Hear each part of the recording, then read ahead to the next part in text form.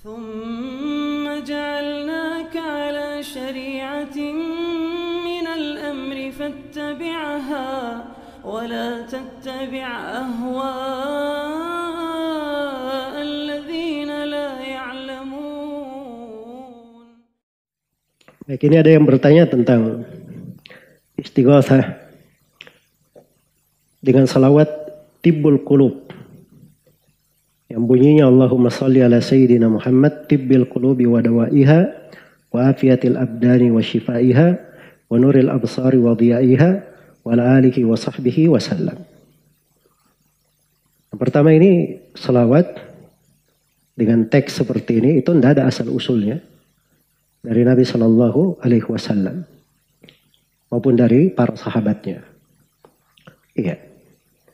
Walaupun di dalam hukum umum berselawat, seorang memang tidak mesti dia terpaku pada suatu lafaz selawat harus ada nasnya dari Al-Quran dan Sunnah. Boleh saja dia mengucapkan selawat yang mencocoki untuk Rasulullah Sallallahu Alaihi Wasallam sepanjang tidak ada pelanggaran syariat di dalamnya. Ini masalahnya selawat yang kita bacakan tadi, ada masalah yang kedua. Iya. Ini bahasa di dalam kalimat-kalimat ini berlebihan dan memberikan hak Allah Subhanahu wa taala kepada Nabi sallallahu alaihi wasallam. Dan ini tidak benar. Ini masuk di dalam pembahasan besar di dalam agama. Iya. Jadi Allahumma salli ala sayyidina Muhammad itu enggak ada masalah. Berselawat kepada sayyid kita Nabi Muhammad. Tibbil qulub wa dawaiha. Kalau dikatakan tibbil qulub, ya, dokternya hati dan penyembuhnya. Ya, kalau yang dia inginkan datnya Nabi Muhammad sebagai dokter dan penyembuh, ya, atau keberadaan beliau, ini adalah hal yang keliru. Sebab yang menyembuhkan itu hanyalah Allah Subhanahu wa taala. Karena itu dari Asmaul Husna adalah nama Allah Asy-Syafi, yang maha menyembuhkan. Karena itu dalam hadits Nabi sallallahu alaihi wasallam bersabda, la shifaa illa shifaa'uk. Sebelumnya innaka antas syafi la shifaa illa shifaa'uk. Sungguhnya engkau ya Allah adalah yang maha menyembuhkan, tidak ada penyembuh kecuali darimu. Maka itu dari kekhususan Allah Subhanahu wa taala. Iya.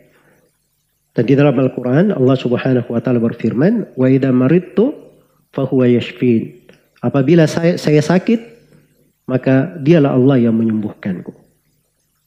Maka penyembuh itu adalah Allah Subhanahu wa taala.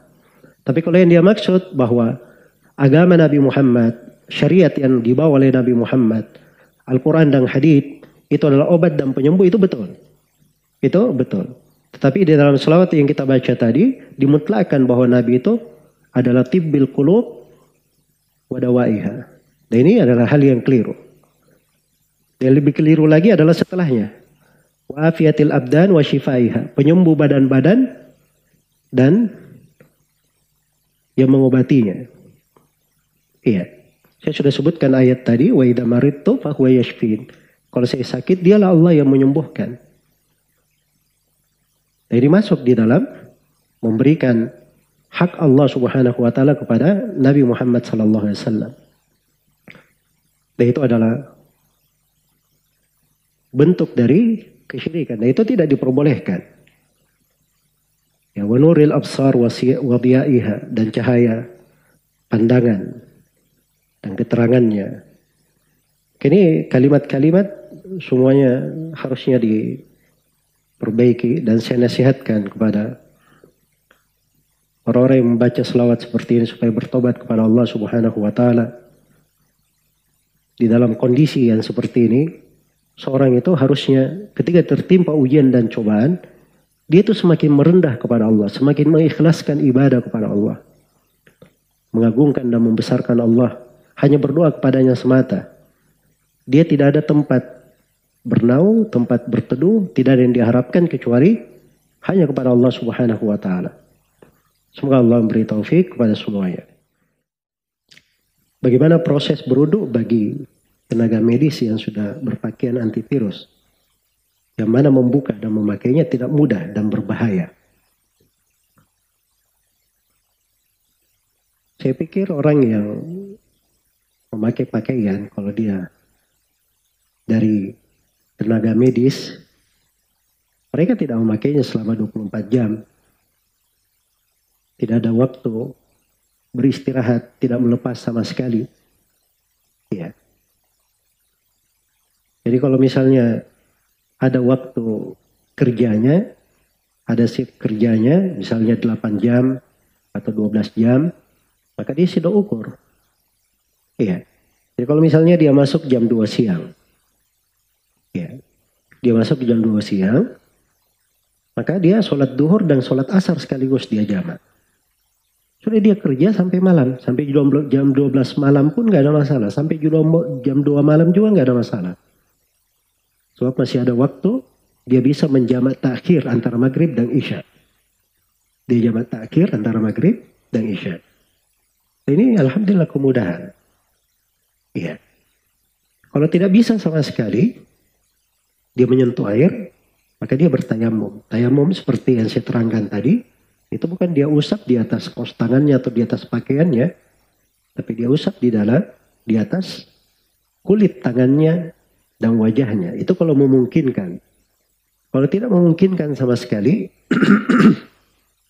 saya tidak bisa mengatakan bahwa dia sholat tanpa wudhu dan tayamum. Sebab Nabi SAW, beliau pernah tertahan oleh orang-orang kafir di dalam sebuah peperangan hingga terbenam matahari. Hingga terbenam matahari dan mereka belum sholat asar. Begitu matahari terbenam, barulah Nabi dan para sahabat sholat asar. Setelah itu mereka sholat maghrib. Jadi kalau misalnya ya dia tidak bisa menyentuh air sama sekali dan masih ada waktu nanti, walaupun waktu sholat sudah keluar, maka dia undur saja sampai waktu sholat sudah keluar pun tidak ada masalah. Dia berwudu kemudian sholat setelah itu. Ya. Semoga Allah Subhanahu wa taala memberi taufik kepada semuanya. Wallahu taala a'lam.